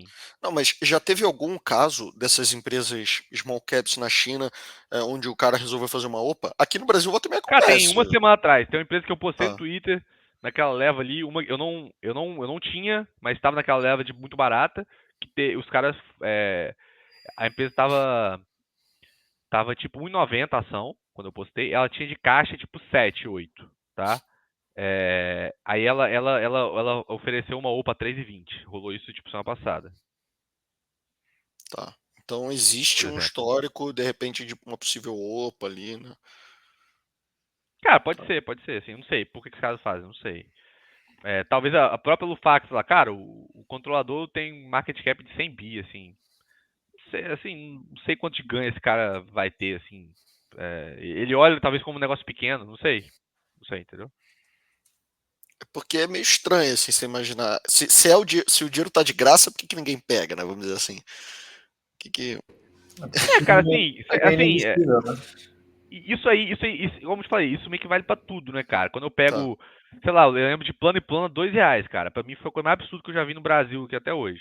Cara, sei lá, os caras não fecharam o capital. Não sei nem se estavam fazendo recompra, assim. Não sei nem se estavam, os caras na FIA estavam comprando, mas tava lá, R$2, cara. E depois foi pra 10, 12. Tá. Assim, eu não sei. Justo. Eu ia fazer uma É que pergunta aqui assim, do às vezes Augusto a gente fica Trapa. meio desconfiado, né, do preço estar tão barato, mas no cenário de não ter fluxo, ou fluxo inexistente, ou pior, fluxo vendedor, às vezes o cara é aquela típica história que a gente está cansado de ouvir, né? Geralmente os melhores mercados você compra quando tá na euforia, né? Sei lá, mercado imobiliário, seguros. Você compra as coisas quando você tá muito empolgado, né? Normalmente a decisão de compra é muito feliz, né? Muito eufórico. Agora, na nossa profissão, você compra as coisas, os melhores negócios é quando você tá com, porra, dor de barriga, com diarreia, que você fala assim, porra, eu devo ser burro, né? Porque não é possível que eu achei bom. É uma coisa meio contra-intuitivo, né? Essa história. E às vezes você fala, porra, depois de 3 anos, você fala, cara, era óbvio que isso ia subir. Por que eu não comprei? Ah, porque eu achava que era fraude, sei lá, tipo. E eu falo isso porque aconteceu isso com Ding Dong esse ano. Eu comprei Ding Dong e eu falei, cara, não faz muito sentido, né? A empresa valendo menos que o caixa líquido sendo uma das maiores da China. Não tem muita lógica isso. Mas eu vou comprar mesmo assim, né? Tipo, bastou um mínimo fluxo, a ação subiu 50%, entendeu? E é uma das maiores, não é uma microcap, né? Igual o caso dessa Yeren, né? Então, sei lá, eu também eu entendo essa desconfiança, mas por outro lado, sei lá, eu também começo a pensar que às vezes a gente acha que é todo mundo muito inteligente nesse mercado, mas não necessariamente, cara. O Perim, tem uma pergunta do Léo Abud, depois eu faço do Augusto, né? Mas eu acho que é sobre a parte de painéis elétricos, painel solares ou até a fabricante ali do. Eu esqueci o Eu Polissilício, né? encerro a apresentação aqui ou eu mantenho, caso precise de alguma Eu acho que pergunta? pode manter se você quiser Manter, voltar né? para alguns slides. Aí ele pergunta assim: tem algum concorrente relevante dela também é aberto? Eu não sei se é para Ginkgo ou para do Polissilício, mas. Cara, a do Polisys tem um na China, tá? Nos Estados Unidos não tem, tem um na China, não me lembro o nome, grande, mas é aberto na China ou de Hong Kong, e o valuation é bem pior que o dela. Porque assim, o valuation da Daco na China não é um valuation legal, entendeu? Igual eu mostrei, ela vale 7.300. Cara, pra mim tá bem que fair priced lá na China. Então, a concorrente dela lá na China tá com valores parecidos com o dela lá na China. Só que o negócio é que a ação nos Estados Unidos que tá com 75% de desconto, entendeu? Cara, a Ginkgo tem concorrente. Tem a CSIQ, que é um concorrente. A Canadian Solar, tem a First Solar. Cara, de cabeça agora tem outras. De cabeça são essas que eu lembrei. E o legal dela é que ela é a maior, é a líder, né, do setor É a entre líder. todas e a mais descontada. Não, disparada mais contada. Disparada. Eu tava lendo isso agora, tem a... Cadê? É Longe, né? Longe Green. Longe Green, essa eu não sei qual que é não. Eu tava olhando aqui agora. Longe Green e Trina Solar, não sei se tem um outro nome. Longe Green Energy. Cara, se você for olhar chá. price book dessa empresa aí, cara, First Solar, etc., nem compara com a Ginkgo, assim, cara. É comprar líder mundial 1/3 do book, cara. É muito absurdo isso, assim. É SHA o Chique. Nessa história de painel solar, assim, ele vocês até falaram, né, que ela tem um painel melhor do que os pares, né? Mas então, isso não é um negócio tão comoditizado assim, ou é?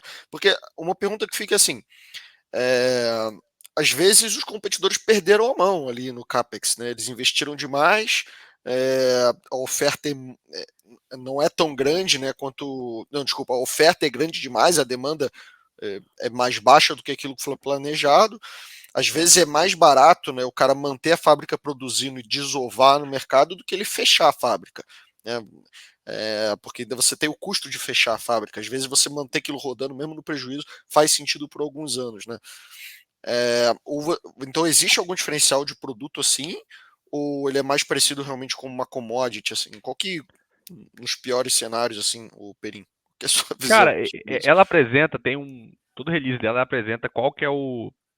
Eu não lembro exatamente o termo, mas é tipo uma Porque otimização que isso ela faz aconteceu com da placa. semicondutores, né, um tempo atrás. Lá, um tempo atrás, aquela Micron e outras produtoras de semicondutores, elas sofreram muito tempo com isso. Na verdade, não são semicondutores, são memória RAM, né? Não sei se você Sim. chegou a acompanhar isso naquela época. Enfim, o preço da memória RAM foi lá embaixo, as empresas ficaram um maior tempão no prejuízo, até que algumas realmente houve uma consolidação, mas levou anos, né? Entendi. Não, então, eu acho que pode levar anos, sim, tá? Eu acho que pode levar anos para isso acontecer. O que aconteceu é exatamente o que você falou. Teve um CAPEX muito grande no setor, maior do que ele aguenta. Tem um ponto positivo, em comparação, eu comparei, por exemplo, com o petróleo. você não tem um aumento de demanda no petróleo todo ano grande, é um aumento muito marginal. O aumento de energia solar, a demanda está sendo muito grande. E assim, quanto mais barata a energia solar fica, maior a TIR de você fazer um projeto, por exemplo, de fazenda solar. Quanto mais barato, melhor. Então, o preço mexe com a demanda, diferente de algumas outras commodities, entendeu? Que são mais inelásticas. Então tem esse ponto, tá? Assim, o produto é comoditizado, um pouco comoditizado sim, tá? Só que você tem níveis de eficiência diferentes na hora da produção. A Ginkgo apresenta isso, ela é mais eficiente que tem. Então, assim, se a margem bruta dela tá 11, eu vou te falar que a das outras pode estar 5. E assim, não é suficiente para cobrir SG&A. Então, ok, a fábrica está construída, etc., mas o cara está no prejuízo, está tomando um prejuízo grande. E a Ginkgo, durante muitos anos, ela não dava lucro, dava um lucro muito baixo. Ela só conseguiu realmente ser lucrativa quando ela ganhou muita escala. Então ela conseguiu diluir SG&A. Ela não conseguia diluir SG&A tão bem quando ela era menor, tá? A diluição de SG&A veio realmente quando ela conseguiu crescer muito, ter muita escala. Tipo a Drogasil, que quando tinha pouca farmácia não conseguia dar lucro para diluir SG&A. Boa. Tem uma pergunta muito boa aqui do Augusto Crapa, que ele fala assim: como enxerga o risco da eleição do Trump e uma possível delistagem das ADRs, conforme tem sido bem enfático, né? E é uma pergunta bem interessante mesmo, assim. O que acontece, por exemplo, teve gente que tinha comprado ADRs de empresas. O próprio Damodaran falou isso numa entrevista recente, achei bacana até comentar isso. Ele comprou ADRs daquela empresa russa de petróleo, a Lukoil. A empresa foi delistada. Ele disse que perdeu tudo. Ele poderia tentar ir para a Rússia e pegar as ações, né? Meio que converter. Ele disse que isso era possível, ou ele poderia tentar isso, mas ele não quis e aceitou a perda, né?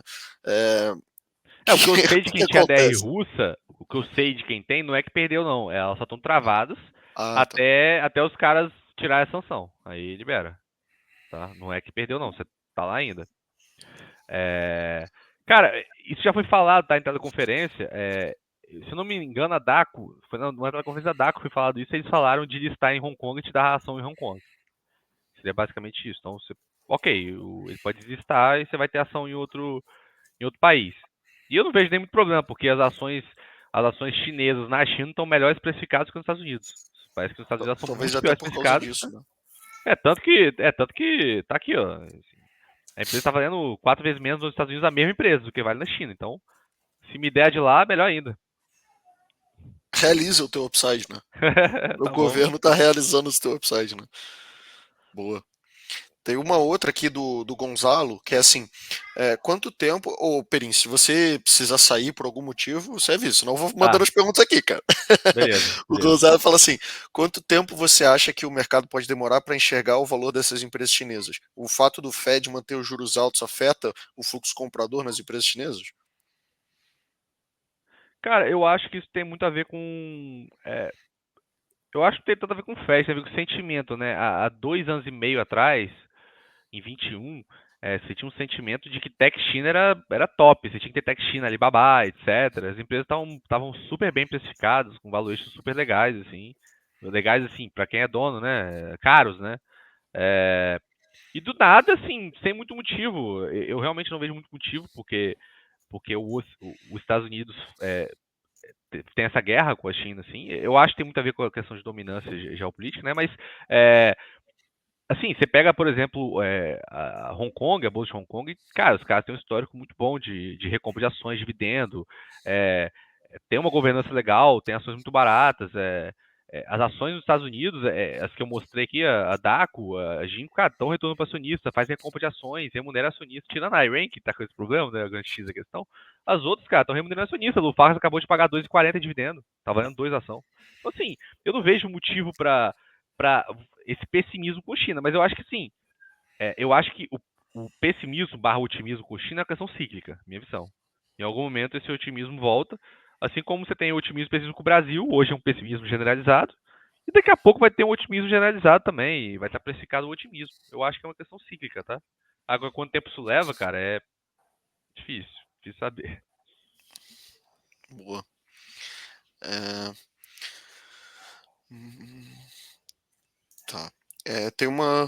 Vamos lá. Próxima pergunta é do Vitor HR. Ele fala assim: tem chance de bloquearem importações de painéis solares da China nos Estados Unidos e na Europa? Que seria nos Estados Unidos e Europa ser bloqueado você comprar painéis solares da China? Cara, Europa eu não vi nada nesse sentido não, tá? Estados Unidos eu já vi. O que acontece, teve algumas, teve o caso, por exemplo, que eu falei de trabalho escravo, acusação de trabalho escravo em Xinjiang, na China, e o governo dos Estados Unidos estava proibindo a entrada de painéis solares que tinham algum resquício de origem dessa região. Você tinha empresários norte-americanos meio que puto com o governo porque estava ficando mais caro para eles comprar painel solar. Então você tinha um lobby interno ali. Para quem importa é muito ruim, né? Esse tipo de barreira, né? Cara, nos Estados Unidos eu acho que tem um risco, sim. Mas, como eu falei, a receita Ginka é 4% dos Estados Unidos. Então, assim, o impacto em questão de receita é imaterial, tá? Muito pequeno. Mas aí você desvia todo mundo para outro mercado e o preço, né, pode reduzir bastante, né? Se você não pode exportar, né, você reduz a tua demanda. Isso daí poderia ter um efeito no preço. Mas aí talvez. os Estados Unidos então vai parar de consumir o que ele consome hoje? Ou vai consumir só de, sei lá, produção interna? Então, meio que vai ficar elas por elas? Não sei, é difícil dizer, tá? Sim. O maior player hoje é a China, tanto em consumo quanto em produção, tá? A China consome muito painel solar, é muito mais dos Estados Unidos, tem nem comparação. Tem empresas listadas fora da China de painel solar ou de polietilício que seriam Cara, comparáveis para a gente pensar ó, em múltiplo, né? Porque você ali coloca 10 vezes múltiplo, né? O lucro, né? Mas hoje. sei lá, imaginando assim, só para ter uma ideia de quanto trade fora da China.